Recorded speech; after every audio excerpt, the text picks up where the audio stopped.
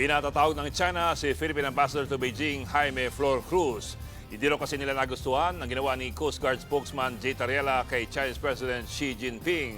Ang sabi naman ni Tariela, hindi siya papasindak sa kahit anong gawin ng China. Nasa frontline ng balitang yan, Camille Samonte. Na-beast mode ang China sa presentation kamakailan ni PCG spokesperson Commodore Jay Tariela tungkol sa West Philippine Sea. Nakalagay kasi dyan ang mga litrato ni Chinese President Xi Jinping na may title na Why China Remains to be a Bully. Para sa China, paninira yan sa kanila. Kaya naman ipinatatawag ng Chinese Foreign Ministry si Philippine Ambassador to China Jaime Flor Cruz. Yan ay para iprotesta ang ginawa ni Tariela.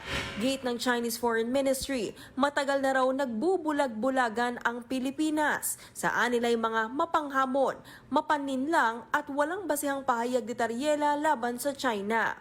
Bago ang pagpapatawag kay Ambassador Flor Cruz, una na rin naghain ng diplomatic protest ang Chinese Embassy sa Maynila laban kay Tariela. Pero hindi raw papasindak dyan si Tariela. Patunay raw ang ginawa ng China na gumagana ang pagiging transparent.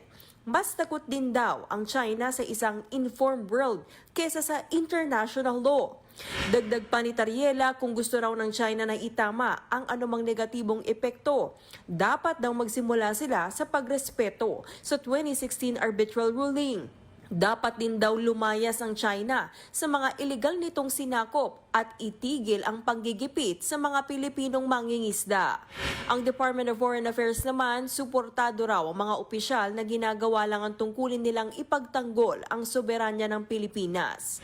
Hindi lang DFA ang dumepensa kay Tariela. Una na rin sinabi ni Senator Risa Hontiveros na nagiging bad guess ang Chinese Embassy sa Pilipinas dahil sa pambabatikos nito kay Tariela at iba pang opisyal na nagtatanggol sa Pilipinas. Masyado rin daw pa-victim ang Chinese Embassy.